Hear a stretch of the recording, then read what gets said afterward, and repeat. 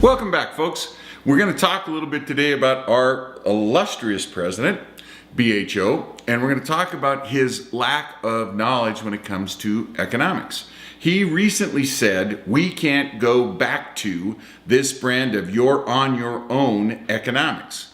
To which one of my favorite economists, Walter Williams, replied, I'm guessing what the president means by and finds offensive in you're on your own economics is that it's a system in which people are held responsible for their actions, that they take risks and must live with the results, that people can't force others to pay for their mistakes, and that they can't live at the expense of other people. Now, I want to take a minute to really delve into the president's attitude. We can't go back to this brand of you're on your own economics. And the first thing to say is, why not? Why can't we? What's wrong with individual responsibility, individual accountability? The single greatest failing of communism, socialism, fascism, all forms of collectivism is that they crush initiative. Initiative is a muscle. If you want to do 1,000 push-ups, you can't get down today and do 1,000 push-ups. You got to start, depending on what kind of shape you're in, you might have to start with 1 or 10 or 20. But if you start doing whatever your limit is, say you can do 20 push-ups today, and you do 20 today, and you do 20 tomorrow, and then by the end of the week, you're doing 25 or 30 or 50. And the end of the year, you're doing 250 at a time. And the end of 2-year period of doing push-ups every single day, you're doing 1,000 push-ups. I can remember when I was 13 years old and in the Boy Scouts, and one of the assistant scoutmasters, Boots Sanborn, great guy, naval guy, served on submarines in World War II. He made a comment about, you think you can do more push-ups than me? And, Boots was a big, strong guy, but I figured I was young, I was healthy, I'd just done my physical fitness test and, I'd beat everybody in my school and got my little, John F. Kennedy Presidential Award for being in the top 0.1%, everything. Yeah, I can do more push-ups than you, Boots. And we got down and started doing push-ups. Boots didn't start sweating until he was at about 250 push-ups. He crushed me. But you know what? Boots was used to doing 500 push-ups a day. When he went to his shift, his 24-hour shift at the fire department, he'd get down and, he'd rap out 200 push-ups like it was nothing. Initiative is a muscle. You want to exercise initiative, you've got to have a system that's supportive of you exercising initiative.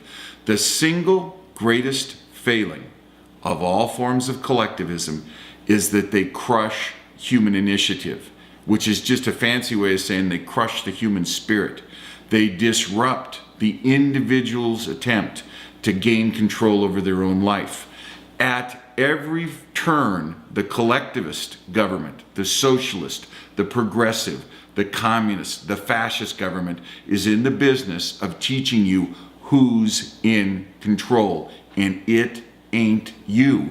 Now, the problem with that in the United States of America is in our mission statement, the Declaration of Independence, it says that we hold, you and I, our culture, our common approach to life holds the following to be self-evident, that all people are created equal, and they are endowed by their Creator, by God Almighty, with certain inalienable rights, and among those are life, liberty, and the pursuit of happiness. That's what exercising initiative is all about. You have to get up as an entrepreneur, as an independent business person, as an artist, as someone with a passion and an idea. You've got to get up and be on fire with that idea, and you've got to bring it into being every single day. You give birth to that idea every day. Steve Jobs didn't have an epiphany and look at his buddy Wozniak and say, Apple computer, and it burst from his head full grown like Athena out of Zeus. That's not what happened. Steve Jobs got up every single day, and by sheer force of will, the exercise of initiative, he brought Apple computer into being. He brought the iPhone, the iPad. the iPod, everything. It was an act of initiative, an act of will. The reason that Steve Jobs and Wozniak, his buddy, middle-class white kids in a suburban area in California who weren't college guys, weren't even hooked into the honor society in high school. They were guys who were on fire with an idea. Why did they create the third biggest industry on earth, right behind energy and right ahead of illegal drugs, the computer industry? Why did they create it? Initiative. What is the one thing that President Obama wants more than anything else to drive out of you and every other American? Initiative.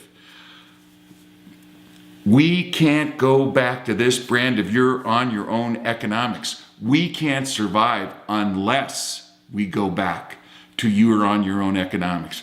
You have to take the initiative to create, through an act of will and passion, the life you wish to lead.